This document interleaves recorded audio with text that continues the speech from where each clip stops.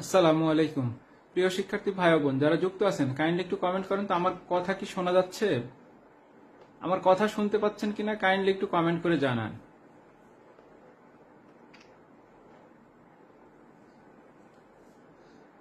আজকে আমরা শতকরা এবং ঐকিক নিয়ম এই দুইটা অধ্যায় থেকে বেশ কিছু গণিত সমাধান করব।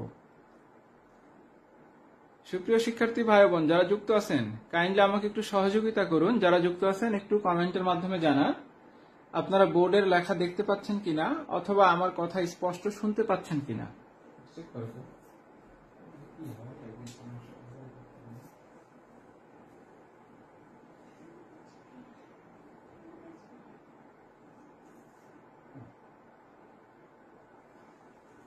আচ্ছা, আমরা তাহলে ক্লাসটা শুরু করে দিই। আজকে আমরা দেখব শতকরা এবং ঐকিক নিয়মের কিছু অঙ্ক করব, বিসিএস এবং প্রাইমারিতে আসে কিছু টাইপের অঙ্ক সমাধান করব এবং যে অঙ্কগুলো আমরা শিখবো সেই অঙ্কগুলো একটু ভালোভাবে শেখার চেষ্টা করব, যাতে করে এই অঙ্কগুলো ভালোভাবে শিখে আমরা অন্যান্য অঙ্কগুলো বাসায় প্র্যাকটিস করতে গেলেও সেগুলো যাতে আমাদের কোনো সমস্যা না হয় বা পরীক্ষা আসলে যাতে আমরা অঙ্কগুলো করতে পারি। শুরুতেই আমরা আসি। দেখেন কিছু অঙ্ক দেওয়া থাকে পার্সেন্টেজ আকারে। হ্যাঁ, পার্সেন্টেজ, শতকরা শব্দের অর্থ কি? শতকরা, শতকরা মানে কি? কোনো কিছুকে 100তে হিসাব করা। শতকরা শব্দের অর্থ হচ্ছে কোনো কিছুকে 100তে হিসাব করা। এটাকে আমরা বলি 100তে আবার যেটাকে হিসাব করা হয় সেটাকে আমরা বলি হচ্ছে পার্সেন্টেজ। হ্যাঁ, ইংরেজিতে এটাকেই বলা হয় হচ্ছে পার্সেন্টেজ। পার্সেন্টেজ বা শতকরা, যেটাকে কোনো কিছুকে 100তে প্রকাশ করা অথবা পার্সেন্টেজের মাধ্যমে প্রকাশ করা, এটাই হচ্ছে শতকরা। যেমন আমরা যদি বলি 25%, 25% যদি কোথাও এরকম থাকে যে পার্সেন্টেজ দেয়া আছে এবং সেটাকে সাধারণভাবে মানে ভগ্নাংশে পরিণত করতে হবে, তো কোথাও পার্সেন্টেজ দেয়া থাকার অর্থই হচ্ছে কি তার নিচে আমরা 100 লিখে দিব। মানে বিষয়টা হচ্ছে এরকম, 25% এর অর্থ হচ্ছে 100 ভাগের মধ্যে 25 ভাগ আছে। হ্যাঁ, যদি আমরা লিখি এখানে হচ্ছে কত 30%, এর অর্থ হচ্ছে যে 100-র মধ্যে 30 ভাগ আছে। মানে কোথাও যদি পার্সেন্টেজ লেখা থাকে আপনারা শুধু পার্সেন্টেজের জন্য নিচে কি লিখে দিব 100। কোথাও কোথাও এরকম আকারে লেখা থাকে 6×1=4। হ্যাঁ, এরকম থাকলে আমরা হিসাবটা কি করি, এটাকে পার্সেন্টেজে আছে। যদি এরকম থাকে তখন আমরা কি করব, দেখেন এখানে যে নিয়মটা, এখানে এই দুইটা গুণ করতে হয়, 4 আর 6 গুণ করতে হয়। 4 আর 6 গুণ করলে কত হয়? 4 6 24। আর উপরে যে একটা থাকে এইটা কি করতে হয়? যোগ করে দিতে হয়। তাহলে 4 6 24, 24 আর 1 কত? 25। এই 25টা আমরা লিখবো হচ্ছে উপরে, আর নিচে যে 4 সেই নিচে 4ই থাকবে। এইটা হচ্ছে পার্সেন্টেজ। এইটাকে আমরা আবার কিভাবে লিখতে পারি? এখানে যেমন, আচ্ছা আমি একটু বাম সাইড থেকে লিখবো। হ্যাঁ, আমরা এখানে যেমন লিখেছি কি যে পার্সেন্টেজ মানে তার নিচে 100 লিখবো, তাহলে এইটা পার্সেন্টেজ মানে কত? এর নিচেও কিন্তু আমরা কি লিখবো? এর নিচেও আমরা লিখবো হচ্ছে 100। এর নিচেও কিন্তু আমরা লিখবো হচ্ছে 100। মানে এটা আসলে লেখার নিয়মটা হচ্ছে এরকম, এর নিচেও আমরা কি লিখবো? 100 লিখবো। এরপরে আমরা কাটাকাটি করার পরে যেটা থাকবে সেটাই, মানে আমি একবারে লিখলাম আর কি, এর নিচেও আমরা লিখবো হচ্ছে 100। তাহলে এখন কাটাকাটি করলে কি হয়? দেখেন এটা যদি মান 25 কে 100 দিয়ে কাটলে কত হয়? এটা 25 দিয়ে কাটলে 1/4। এটা ভগ্নাংশ আকারে রূপান্তর করলে কি হবে? 1/4। এটা 0 0 কেটে দেন, থাকে কত? 3/10। এটা হচ্ছে উত্তর। এইটাকে করলে আবার কি হবে? এটা করলে এরকম হবে না, 25/4 গুণ নিচে 1 আছে, 1 উপরে 100 নিচে, তাহলে কত? 25 25, তাহলে কত? 1/4 মানে এটা ক্যালকুলেশন করার পরে এরপরে যেটা উত্তর আসবে আমরা সেটাই লিখবো। নরমালি এরকম প্রশ্ন মাঝে মাঝে, খুব বেশি একটা থাকে না, মাঝে মাঝে থাকে। আর এইটা মূলত আমাদের এখানে না লাগলেও শতকরার অঙ্কগুলো যখন আমরা ভিতরে করতে যাব তখন এই থিমটা আমাদের বেশ কিছু জায়গায় আসবে। এটা হচ্ছে একেবারে প্রাইমারি একটা থিম। হ্যাঁ, প্রিলিমিনারি একটা থিম, যে পার্সেন্টেজ থেকে আমরা শতকরায় যেতে পারি কিভাবে। পার্সেন্টেজ অর্থই হচ্ছে 100 ভাগের মধ্যে অত ভাগ আছে। 25% মানে হচ্ছে 100-র মধ্যে 25 আছে, 25 উপরে লিখবো, 100 নিচে লিখবো। এরপরে আমরা কাটাকাটি বা ক্যালকুলেশন করার পরে যে মানটা আসবে ভগ্নাংশ আকারে সেটাই হবে উত্তর। এটা গেল হচ্ছে একটা থিম। হ্যাঁ, আর যদি কোথাও ভগ্নাংশ আকারে দেয়া থাকে, ধরেন এই প্রশ্নটাই উল্টোটা দেয়া আছে যে 1/4 এই মানটা দেয়া আছে, দিয়ে বলা হচ্ছে এই ভগ্নাংশকে শতকরায় প্রকাশ করো, এই ভগ্নাংশকে শতকরায় প্রকাশ করো, তাহলে আমরা তার উল্টো কাজটা করব। 25% মানে আমরা কি লিখছিলাম? পার্সেন্টেজের জন্য নিচে 100, আর বোঝার জন্য কি বলছি? এখানে 100 ভাগের মধ্যে 25 ভাগ আছে, উপরে 25 নিচে 100। আর এইটা কি ভগ্নাংশে দেয়া আছে, এটা পার্সেন্টেজে দিছিল বা শতকরায় ছিল, আমরা ভগ্নাংশে পরিণত করছি। আর যদি প্রশ্নটা এরকম থাকে ভগ্নাংশে দেয়া আছে শতকরায় বা পার্সেন্টেজে পরিণত করতে হবে, তখন আমাদের কি করতে হবে, এইটার সাথে 100 গুণ করে দিতে হবে। 100 গুণ করে দিতে হবে। এখন আপনি 100 গুণ করেন তাহলে 4, 100 দিয়ে গুণ করলে কত হয়, 4 5 25। আর কোনো কিছুকে 100 তে পরিণত করার অর্থই হচ্ছে উত্তর লেখার সময় সেটা অবশ্যই পার্সেন্টেজে লিখতে হবে।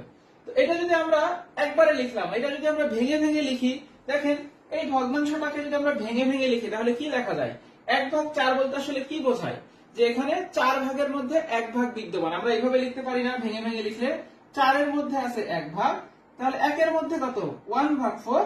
আর আমাদের কিসে বের করতে বলছে, শতকরায় না, শতকরা মানে কত, 100। তাহলে 100 ভাগের মধ্যে আছে কত, তাহলে 1 গুণ 100 ভাগ হচ্ছে 4, 4 25 100।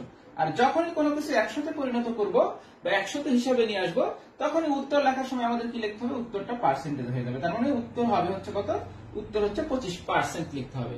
তাহলে যদি ভগ্নাংশকে শতকরায় আমরা রূপান্তর করতে চাই তখন কি করতে হবে, 100 দ্বারা গুণ করতে হবে।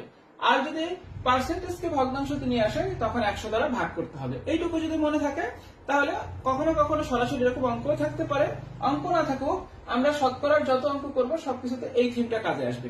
আর যখনই শতকরায় প্রকাশ করতে বলবে তখনই ধরে নিবে।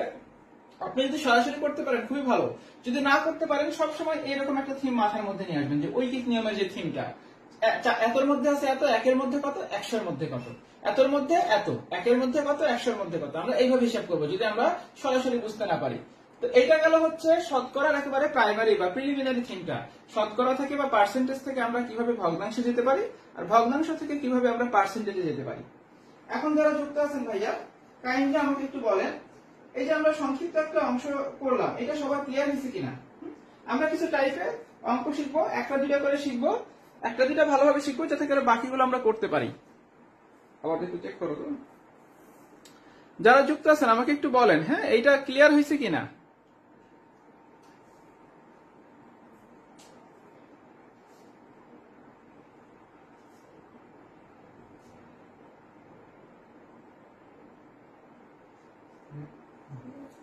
আচ্ছা তাহলে আমরা এবারে পরবর্তী টাইপটাতে যাই।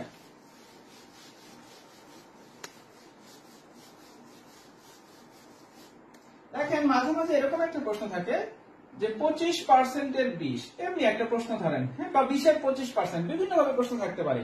তো এর মানে কি, দেখেন এখানে 25% বলতে আসলে কি বোঝানো হয়েছে, পার্সেন্টেজ বলতে আমরা কি বলছি, পার্সেন্ট মানেই হচ্ছে তার নিচে আমরা 100 লিখে দেব, 100 এর হচ্ছে 20। আর এর মানে কি, এটা গুণের কাজ করবে।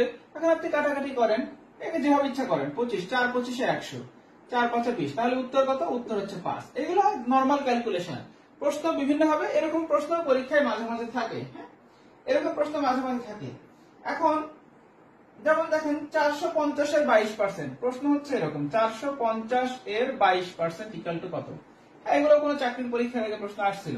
এটা আপনি কিভাবে করবেন, 450 এর আমরা কি জানি, পার্সেন্ট মানেই হচ্ছে তার নিচে 100 লিখতে হবে, 22 ভাগ হচ্ছে 100। হ্যাঁ, তাহলে এখন কাটাকাটি করেন, 0 0 কাটেন, 5 দুগুণে 10, 5 9 45, 11 দুগুণে 22, হ্যাঁ, তাহলে কত হয়, 9 11 99। মানে এই ক্যালকুলেশন গুলো তো আপনারা নিজেরাই করতে পারবেন। এইটা যদি শিখাই দিতে হয়, ক্যালকুলেশনে যদি আমাদের কারো সমস্যা থাকে, আমি একটা কথা বারবারই বলছিলাম যে একটু শুনতে অনেকের কাছে খারাপ লাগতে পারে, খারাপ লাগা আসলে কিছু নাই, মানে এটা হচ্ছে আমাদের প্র্যাকটিসের দুর্বলতা, আসলে খারাপের বলে কিছু নাই। যে যদি আপনার ক্যালকুলেশনেও যদি এই কাটাকাটি করতেও যদি আপনার এখনো পর্যন্ত সমস্যা থাকে, তাহলে আপনার আসলেই মানে প্রচুর গ্যাপ আছে। এইটা আপনাকে, এটার জন্য আপনাকে এমন কোনো দিন নাই যে আপনাকে ম্যাথ প্র্যাকটিস করতে হবে না, প্রত্যেকদিন হিউজ পরিমাণে ম্যাথ প্র্যাকটিস করতে হবে। হ্যাঁ, কারণ এই ক্যালকুলেশনটা হচ্ছে ইজি। আমরা যখন এরকম অঙ্ক পরীক্ষায় কম কম আসে, পরীক্ষায় নরমালি কি লিখিত অঙ্কের অঙ্ক আসে, যে এতজন ছাত্রের মধ্যে এতজন ফেল করলে কত পার্সেন্টেজ পাস করেছে, এরকম প্রশ্ন বা একটু পরে আমরা সমাধান করব। তো এইগুলো হচ্ছে অনেকটা ক্যালকুলেশন, যে এত এর এত পার্সেন্ট মানে কি, এরকম অঙ্কগুলো আমরা পরবর্তীতে যখন অঙ্ক আকারে করতে যাবো তখন এরকম মান আসবে, তখন আমাদেরকে ক্যালকুলেট করতে হবে। এরকম প্রশ্ন সরাসরি দিয়ে দেয়। তারপরে দেখেন আমরা আরো কিছু অঙ্ক করব, আমরা আস্তে আস্তে সামনের দিকে আগাই। আমরা এখন এই অঙ্কগুলো আমরা মনে এখন বাদ দিই, এখন আমরা সরাসরি প্রাইমারি এবং বিসিএস এর বিগত বছরের, মানে এটা হচ্ছে একদম প্রাথমিক থিমটা, আমরা প্রাইমারি এবং বিসিএস এর বিগত বছরের প্রশ্নগুলো সমাধান করতে শুরু করি, সেখান থেকে কিছু টাইপ আমরা পেয়ে যাব।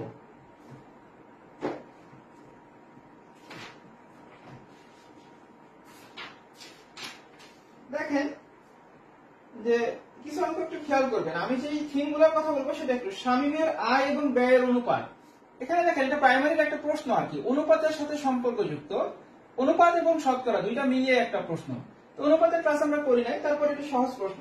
আয় এবং ব্যয়ের অনুপাত হচ্ছে 20:15। হ্যাঁ, একজন মানুষের এখানে নাম দেওয়া আছে শামীম। হ্যাঁ, শামীমের আয় এবং ব্যয়ের অনুপাত 20:15। তার মানে তিনি যদি 20 ভাগ আয় করেন সেখান থেকে 15 ভাগ ব্যয় করেন। হ্যাঁ, মানে 20 টাকা যদি আয় করেন ধরে নেই, তাহলে সেখান থেকে তিনি 15 টাকা ব্যয় করেন, এইভাবেই ধরে নেন। হ্যাঁ, তাহলে এখন বলা হচ্ছে তার মাসিক সঞ্চয়। প্রশ্নটা কি? প্রশ্নটা হচ্ছে তার মাসিক যে সঞ্চয়, মাসিক সঞ্চয় আয়ের শতকরা কত ভাগ, আয়ের শতকরা কত ভাগ, এইটা হচ্ছে প্রশ্ন। খেয়াল করেন, প্রশ্নে আমি একটা কথা সবসময় বলি যে আসলে অঙ্ক করাটা কোনো বিষয় না, প্রশ্ন ধরতে পারাটাই মূল। আপনি যদি প্রশ্নটা ধরতে পারেন, কি দেয়া আছে আর কি বের করতে হবে, এই থিমটা যদি মাথার মধ্যে চলে আসে, দেন অঙ্ক শুধু কি, শুধু প্রশ্ন মতে মানটা বসায় ক্যালকুলেশন করা, আর কিচ্ছু না। কিন্তু আমরা তো সবসময় কোনটাতে বেশি গুরুত্ব দেই? অঙ্কটা করাটাকেই গুরুত্ব দেই। আসলে অঙ্কটা আপনি ধরতে পারলে করতে সময় লাগবে না, কি বের দেয়া আছে আর সেটা থেকে কোন ক্লুটা ব্যবহার করে আমরা অঙ্কটা বের করব। এখন দেখেন প্রশ্নে কি দেয়া আছে, কি আয় আর ব্যয় দুইটা বিষয় দেয়া আছে, কিন্তু প্রশ্নে বলা হচ্ছে কি মাসিক সঞ্চয়। এখানে সঞ্চয়ের কথা কিন্তু প্রশ্নের মধ্যে দেয়া নাই, কিন্তু প্রশ্নে বলা আছে কি, চাইছে কি সঞ্চয়। সঞ্চয়টা কার? আয়ের শতকরা কত ভাগ। এখন একটা বিষয় মাথায় রাখবেন, যে কোনো অঙ্ক করতে গেলে আমাদেরকে যেটা বের করতে হবে, যেটা আমরা বের করব সেটা সবসময় রাখবো ডানে, যেটা বের করব সেটা সবসময় রাখবো ডানে, আর যেটা থেকে বের করব মানে যেটা থেকে বের করতে হবে সেটা রাখবো বামে। এই দুটো অংশ অঙ্কের ক্ষেত্রে খুব ভালোভাবে মনে রাখবেন, যেটা বের করবেন সেটা রাখবেন ডানে, আর যেটা থেকে বের করবেন সেটা রাখবেন হচ্ছে বামে। এখন কি বলা হচ্ছে, মাসিক সঞ্চয় আয়ের শতকরা কত ভাগ, তার মানে কি বের করতে বলা হচ্ছে, সঞ্চয়টা বের করতে বলা হচ্ছে। তার মানে আমাদের ডান পাশে থাকবে হচ্ছে সঞ্চয়, ডান পাশে থাকবে সঞ্চয়। কার সাথে সম্পর্কযুক্ত? আয়ের শতকরা কত ভাগ, তার মানে এই পাশে থাকবে হচ্ছে আমাদের আয়। খেয়াল করে দেখেন, আয় থেকে সঞ্চয়টা বের করতে হবে, কারণ আমাদের আলটিমেটলি চাওয়া হচ্ছে সঞ্চয়, মাসিক সঞ্চয় আয়ের শতকরা কত ভাগ। তো এই পাশে সঞ্চয়, তার মানে আয় যদি এত টাকা হয় সঞ্চয় হবে এত টাকা, আয় যদি 1 টাকা হয় সঞ্চয় হবে কত টাকা, আয় যদি 100 টাকা হয় সঞ্চয় হবে কত টাকা। শতকরার প্রত্যেকটা অঙ্ক আমরা এই থিমে করবো। হ্যাঁ, শতকরার প্রায় প্রত্যেকটাই অঙ্ক আমরা এই থিমে করবো, যে আমরা ডান পাশে যেটা বের করতে বলবে সেটা লিখবো, বাম পাশে যেটা থেকে বের করতে বলবে সেটা রাখবো, আর এখন প্রশ্নের ক্লু থেকে আমাদের এই বিষয়গুলো নিয়ে আসতে হবে। এই থিমটা হচ্ছে মূল থিমটা। এখন খেয়াল করে দেখেন, এখানে দেয়া আছে আয় এবং ব্যয়, আর প্রশ্নে চাওয়া হয়েছে সঞ্চয়। আয় ব্যয়ের সাথে সঞ্চয়ের কি কোনো সম্পর্ক আছে? হ্যাঁ, আয় ব্যয়ের সাথে কিন্তু সঞ্চয়ের একটা সম্পর্ক আছে, কারণ আপনি যত টাকা আয় করলেন সেখান থেকে যত টাকা ব্যয় করলেন, তাহলে কি একটা নির্দিষ্ট পরিমাণ টাকা এক না আপনার কাছে থেকে গেল। হ্যাঁ, আপনি 20 টাকা ধরে নিচ্ছে, আপনি 20 টাকা আয় করছেন আর আপনি 15 টাকা সেখান থেকে ব্যয় করলেন, তার মানে কি আপনার এখনো পর্যন্ত আপনার কাছে জমা থাকলো কয় টাকা? 5 টাকা। সেই 5 টাকাটাই কিন্তু আপনার সঞ্চয়। তার মানে এখানে আয় ব্যয় দেওয়া আছে, সঞ্চয় দেওয়া নাই, কিন্তু সঞ্চয়টা কিন্তু আমরা আয় ব্যয় থেকে বের করতে পারি। আয় থেকে ব্যয় বিয়োগ দিলে সঞ্চয় বের হয়। তাহলে প্রথমে আমাদের এই অঙ্ক কি করতে হবে, যেহেতু আমাদের সঞ্চয়টা লাগবে, আয় তো দেওয়া আছে, আমরা প্রশ্ন থেকে আয় পাচ্ছি, সঞ্চয়টা আমাদের দেওয়া নাই, তাহলে সঞ্চয়টাকে বের করে নিতে হবে। সঞ্চয় ইকুয়াল টু আমরা কি লিখতে পারি? আপনি লিখতেই পারেন, ধরে নেই আয় ইকুয়াল টু 20 টাকা, ব্যয় ইকুয়াল টু 15 টাকা, আপনি এইভাবেও লিখতে পারেন। হ্যাঁ, অনেকে এক্স ধরে করবে, ওয়াই ধরে করবে, 100 ধরে করবে, অনেক কিছু ধরে নেই, আপনি আপনার সুবিধা মতন যে কোনো একটা ধরে নিতে পারবেন, কোনো সমস্যা নেই। এখানে 20 আর 15 আছে না, আপনি এইটাই ধরেন। ধরে নেন যে আয় হচ্ছে, আপনি লিখবেন এভাবে, ধরে নিচ্ছে আয় হচ্ছে 20 টাকা, আমি পুরোটা লিখলাম না, ধরি আয় 20 টাকা, ব্যয় হচ্ছে 15 টাকা, 15 টাকা। তাহলে সঞ্চয় কত হবে আপনার বলেন তো? সঞ্চয় হবে হচ্ছে 20 বিয়োগ 15, কারণ 20 থেকে 15 বিয়োগ দিলে যেটা থাকবে সেটাই সঞ্চয়। তাহলে সঞ্চয় হচ্ছে 5 টাকা, সঞ্চয় হচ্ছে 5 টাকা। এখন খেয়াল করেন, আমাদের প্রশ্নে কি বলা হয়েছে, সঞ্চয়টা বের করতে হবে আয়ের সাথে। তার মানে কি, আপনার আয় যখন 20 টাকা, সেই 20 টাকা থেকেই কিন্তু আপনার সঞ্চয় হচ্ছে 5 টাকা, 15 টাকা আপনি ব্যয় করে ফেলতেছেন। তার মানে আয় 20 টাকা হলে সঞ্চয় হয় 5 টাকা, আয় 20 টাকা হলে সঞ্চয় হয় 5 টাকা, আয় 1 টাকা হলে সঞ্চয় কত হবে? 5 ভাগ 20 টাকা। আর আয় বের করতে বলছে কিসে? এই যে শতকরায় বের করতে বলছে, এটা সব সময় মাথায় রাখতে হবে। প্রশ্নে কি শতকরায় যদি বের করতে হয় সবশেষ লাস্টে কি 100 তে বের করতে হবে। তাহলে আয় যদি 100 তে হয়, তাহলে 5 গুণ 100 ভাগ হচ্ছে 20। এরপরে ক্যালকুলেটরের কাজটা আমরা নিজেরাই করবো। আমরা তাও এই অঙ্কটা দেখি, 4 5 20, 4 25 100, তার মানে কি 25 টাকা। উত্তর লেখার সময় আমরা অবশ্যই কিসে লিখবো, যেহেতু এখানে 100 আছে, এখানে 100 তে বা শতকরায় বের করতে বললে উত্তরটা সবসময় পার্সেন্টেজ, উত্তর হবে কত? 25 পার্সেন্ট, উত্তর হবে কত? 25%। আমি জাস্ট একটা অঙ্ক ভালোভাবে বললাম। এই অঙ্ক দ্বারা আমরা আসলে কি শিখলাম? অঙ্কের মধ্যে কোনো একটা ক্লু দেওয়া থাকলে আর যেটা বের করতে বলা হবে, হ্যাঁ, তো যেটা বের করতে বলবো সেটা সবসময় আমরা রাখবো ডানে, যেটা থেকে বের করতে বলা হবে সেটা রাখবে বামে। যদি সরাসরি মান দেওয়া থাকে তাহলে সরাসরি লিখে দিব, আর যদি এরকম কোনো ক্লু দেওয়া থাকে যেখানে সরাসরি মানটা দেওয়া নাই, যেমন এখানে আই বে দেওয়া আছে, সঞ্চয়টা দেওয়া নেই, সেক্ষেত্রে ক্লু থেকে আমাদের আগে ওইটা বের করে নিতে হবে, নেওয়ার পরে এইভাবে আমরা মান আকারে লিখে দিব। তাহলে এই অঙ্কটা সবাই বুঝতে পেরেছেন কিনা এটা একটু কাইন্ডলি কমেন্ট করেন। হ্যাঁ, এটা প্রাইমারি একটা প্রশ্ন ছিল, এটা সবাই বুঝতে পেরেছেন কিনা ভাই এটা একটু কমেন্ট করে আমাকে জানান।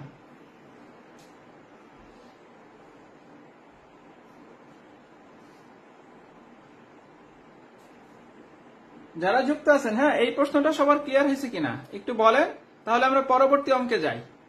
এখান থেকে আমাদের ঐকিক নিয়মেরও কিছু কিছু বিষয় শিখা হয়ে যাবে।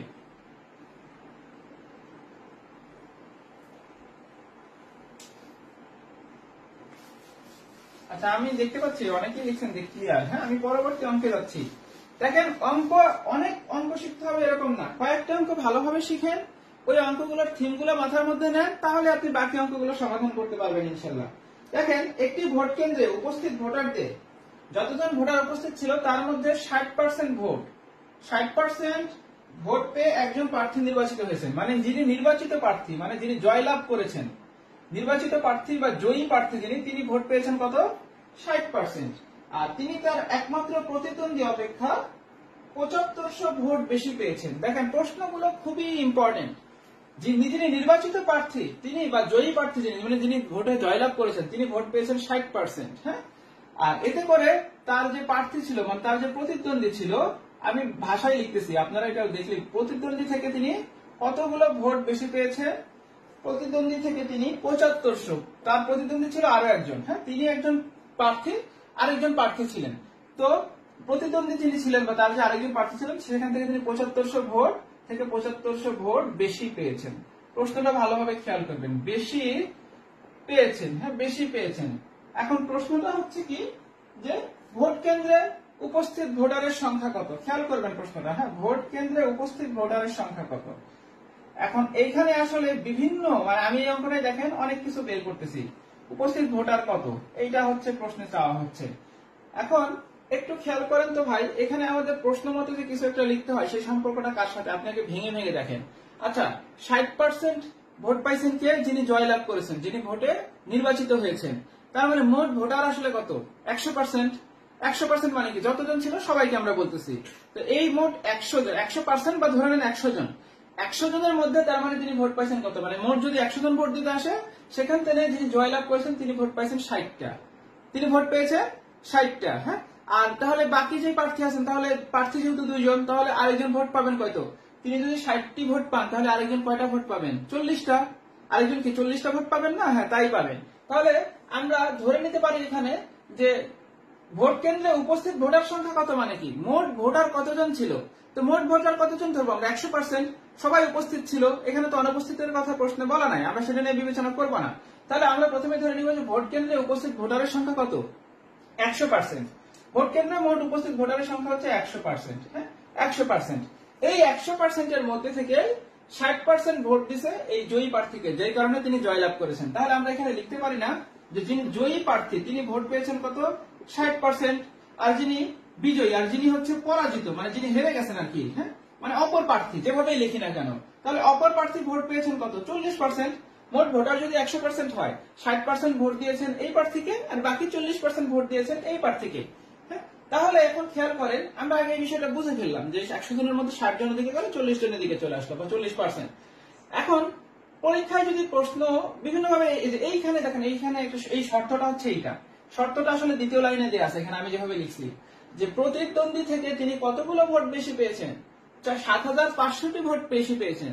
কতগুলো? 7500টি ভোট বেশি পেয়েছেন। এই যে 7500 ভোট কি বেশি পেয়েছেন, কি পেয়েছেন? বেশি। তার মানে এখানেই হচ্ছে ক্লুটা, যে জয়ী প্রার্থী ভোট পাইছেন কত? 60%। পরাজিত প্রার্থী ভোট পেয়েছেন কত? 40%। তাহলে তিনি কত পার্সেন্ট ভোট বেশি পেলেন দেখেন তো? তিনি আসলে কিন্তু ভোট বেশি পেয়েছেন কত? প্রথম প্রার্থী যিনি বিজয়ী প্রার্থী তিনি কত পার্সেন্ট ভোট বেশি পেয়েছেন? 60 বিয়োগ 40, তার মানে কত? তিনি 20% ভোট বেশি পেয়েছেন। তিনি 20% ভোট বেশি পেয়েছেন। হ্যাঁ, তার মানে এই 20% সমানই আমরা কিন্তু বলতে পারি এই 7500। কিন্তু প্রশ্নটা যদি এরকম থাকতো, খেয়াল করে দেখেন যে অপর প্রার্থী, ধরে নিচ্ছি প্রশ্নটা এরকম না, শর্তটা এরকম না, আমি বোঝানোর জন্য বলতেছি, ধরে নিচ্ছি প্রতিদ্বন্দ্বী থেকে না, এখানে প্রশ্নটা ছিল এরকম যে প্রতিদ্বন্দ্বী জায়গায় অপর প্রার্থী 7500 ভোট পেয়েছেন, প্রশ্নটা ছিল এরকম, খেয়াল করবেন, অপর প্রার্থী 7500 ভোট বেশি পেয়েছেন, অপর প্রার্থী 7500 ভোট পেয়েছেন, প্রশ্নটা এরকম ছিল। তখন আমাদের শর্তটা কিরকম আসতো, জয়ী প্রার্থী যদি 60% ভোট পায়, তাহলে অপর প্রার্থী ভোট পাচ্ছেন কত, 40% না, তখন আমরা বলতে পারতাম কি যে আসলে 40% ইকুয়াল টু 7500, তখন কিন্তু এটা বলতে হইতো। এখন আমরা যেমন বলতেছি কি, দেখেন আমি দুই ক্ষেত্রে অঙ্কটা করতেছি। এখন আসি প্রথম অঙ্কে, এখানে মূল শর্তটা কি যে প্রতিদ্বন্দ্বী থেকে, মানে যিনি জয়ী হয়েছেন তিনি অপরজনের কাছ থেকে 7500 ভোট বেশি পেয়েছেন। তো আমরা পার্সেন্টেজের আকারে হিসাব করি, তিনি যদি 60% পায় আর একজন 40% পাইছে, তার মানে তিনি ভোট বেশি পেয়েছেন 20%। আমরা কি লিখতে পারি, তার মানে এই যে 20%, এই 20% ভোটই তো 7500 সমান, তার মানে 20% ইকুয়াল টু হচ্ছে 7500 ভোট, 7500 ভোট। তো আমাদের আসলে প্রশ্নে এখন কি বের করতে বলা হচ্ছে, আমাদের যদি এখন প্রশ্নে বলা হইতো যে নির্বাচিত জয়ী প্রার্থী কতগুলো ভোট পেয়েছেন, তাহলে আমাদের এখানে 20% ইকুয়াল টু 7500, 1% ইকুয়াল টু কত, 7500 ভাগ 20, আর এইখানে আমরা কত বের করব, এইটা হচ্ছে প্রশ্ন। তো এখানে দেখতে হবে প্রশ্নে কি বলা আছে। যদি বলা হইতো যে নির্বাচিত প্রার্থী কত ভোট পেয়েছেন, তাহলে আমাদের এখানে কি বের করতাম, 60% ইকুয়াল টু কত, কারণ 60% ইকুয়াল টু হচ্ছে নির্বাচিত প্রার্থী। যদি বলা হতো যে পরাজিত প্রার্থী কতগুলো ভোট পেয়েছেন, তাহলে আমাদের এখানে বের করতে হতো 40% বের করতে হবে, 40% বের করলেই সেটাই উত্তর হতো। কিন্তু প্রশ্ন এগুলো কিছু চাওয়া হয় নাই, নির্বাচিত প্রার্থী বা জয়ী প্রার্থী কতগুলো ভোট পেয়েছেন এটা চাওয়া হয় নাই, হ্যাঁ, অপর প্রার্থী কতগুলো ভোট পেয়েছেন এটা চাওয়া হয় না, চাওয়া হয়েছে কি প্রশ্নে ভোট কেন্দ্রে মোট উপস্থিত ভোটার সংখ্যা কত, তার মানে 100% যেটাকে আমরা বলতেছি 100% ভোটারের সংখ্যাই চাওয়া হয়েছে। এই জন্য আমরা এখানে কি বের করবো, 100% বের করবো। হ্যাঁ, যদি আবারও বলতেছি যে আসলে প্রশ্নটা খেয়াল করতে হবে, 100% যে সবসময় হবে তাও না হইতে পারে। আমাকে যদি বলতো নির্বাচিত প্রার্থী বের করেন কতগুলো ভোট পাইছে, তাহলে আমরা এখানে 20% ইকুয়াল টু কত, 1% ইকুয়াল টু কত, 60% ইকুয়াল টু কত সেটা বের করতাম।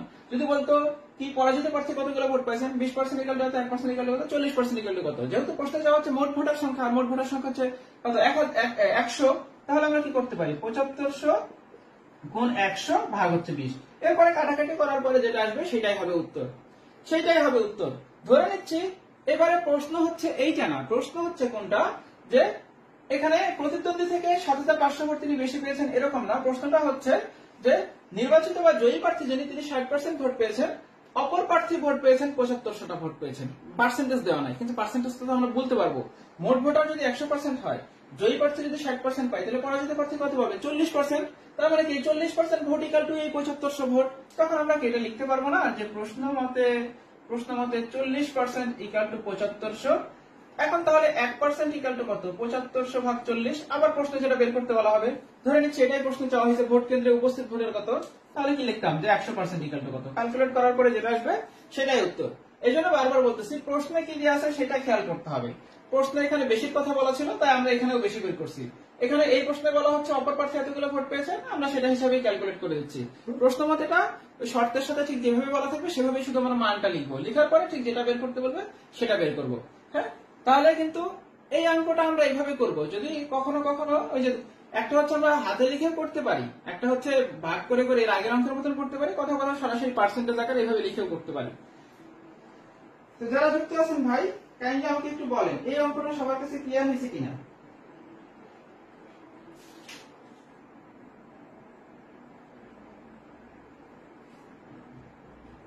এইটা সবার ক্লিয়ার হয়েছে কিনা এটা একটু বলেন।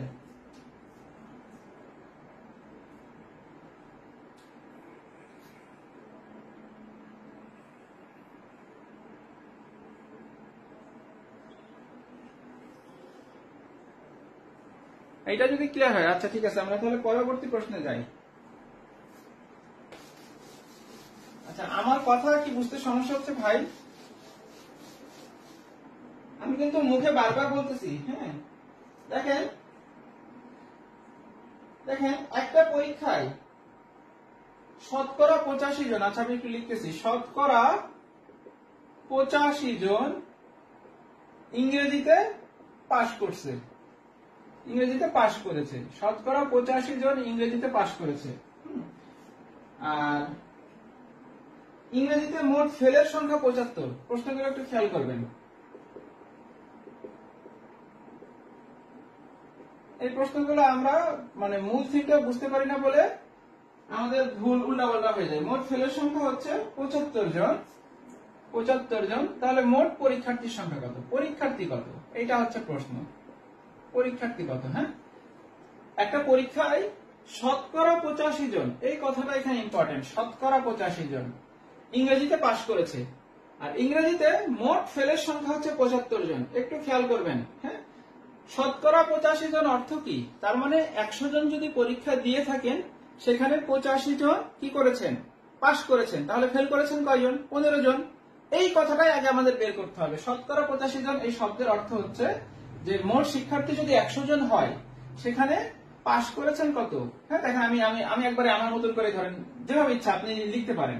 আপনি বুঝতে পারলে অঙ্ক করা কোনো কঠিন না। তার মানে এখানে কত? মোট পরীক্ষার্থী হচ্ছে 100 জন। হ্যাঁ, আমি আমার মতন করে লিখতেছি। তাহলে পাশ কতজন? শতকরা 85 জন মানে কি? 100 জনের মধ্যে 85 জন পাশ করেছে। তাহলে ফেল কত হবে? তার মানে 100 জনের মধ্যে 15 জন ফেল। এই জিনিসটা আমরা আগে নিজের মতন করে সাজাই নিলাম। শতকরা 85 জন ইংরেজিতে পাশ করেছে, তার মানে পরীক্ষার্থীর সংখ্যা যখন 100 জন, তখন পাশ হচ্ছে 85 জন, ফেল হচ্ছে 15 জন। এখন ইংরেজিতে মোট ফেলের সংখ্যা 15 জন, 75 জন। খেয়াল করেন, 100 জন যখন ছাত্র হয় তখন ফেল করে 15 জন। এখন আমাকে একটু বলেন, এখানে কি বের করতে বলা হচ্ছে? মোট পরীক্ষার্থীর সংখ্যা কত? তার মানে এই বিষয়টা কোন পাশে থাকবে? এটা থাকবে ডানে। এখানে তার মানে কি থাকবে? পরীক্ষার্থী থাকবে হচ্ছে ডানে, পরীক্ষার্থীর সংখ্যাটা থাকবে ডানে। আর কোথা থেকে বের করব? মোট ফেলের সংখ্যা 75 জন। তাহলে ফেলের সংখ্যা থেকে আমরা বের করতে পারি। ফেল একদিকে থাকে, এই মানে ফেল থেকে ওখানে পরীক্ষার্থীর সংখ্যা বের করতে হবে।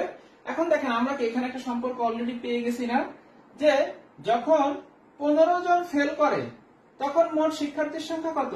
100 জন। যখন 15 জন ফেল করে তখন মোট শিক্ষার্থীর সংখ্যা বা পরীক্ষার্থীর সংখ্যা 100 জন। তাহলে যখন 75 জন ফেল করে তখন মোট পরীক্ষার্থীর সংখ্যা কত হবে? সেটা বের করলেই হয়ে যাবে। হ্যাঁ, আমরা এখানে একটা ক্লু থেকে শুধু বের করে নিছি কি পরীক্ষার্থীর সংখ্যা কত, পাশের সংখ্যা কত, ফেলের সংখ্যা কত। এখন আমাদের আলটিমেটলি এইটা বের করতে বলা হচ্ছে। পরীক্ষার্থীর সংখ্যা বের করতে বলা হচ্ছে কি থেকে? এই ফেলের সংখ্যা থেকে। হ্যাঁ, যখন 75 জন ফেল করে তখন পরীক্ষার্থীর সংখ্যা কত। তো আমরা তো এই ক্লু থেকে বলতে পারি না যে যদি ফেল করে 15 জন, কখন 15 জন ফেল করে? যখন মোট পরীক্ষার্থীর সংখ্যা 100 জন, তখন হচ্ছে 15 জন ফেল করে। 15 জন কখন ফেল করে? যখন মোট পরীক্ষার্থীর সংখ্যা 100 জন আর পাশ করে 85 জন। তো এখানে তো আমাদের কি বের করতে বলছে? বের করতে বলছে হচ্ছে পরীক্ষার্থীর সংখ্যা। তাহলে আমরা কি বলতে পারি? ফেল যখন একজন করে তখন পরীক্ষার্থী কত? 100 ভাগ 15। আর ফেল যখন কত? 75 জন করে। এখানে এটা বের করতে বলছে। তার মানে 75 যখন ফেল করে তখন মোট পরীক্ষার্থীর সংখ্যা কত? 100 গুণ 75 ভাগ 15। এখন এটা ক্যালকুলেট করার পরে যেটা আসবে সেটাই হচ্ছে উত্তর। এটা ক্যালকুলেট করার পরে যেটা আসবে সেইটাই হচ্ছে উত্তর। হ্যাঁ, এখন বুঝতে পারছেন কি? এইভাবে আপনারা অঙ্ক করতে পারেন। এই অঙ্ক কিন্তু আবার অন্যভাবেও লেখা যায়।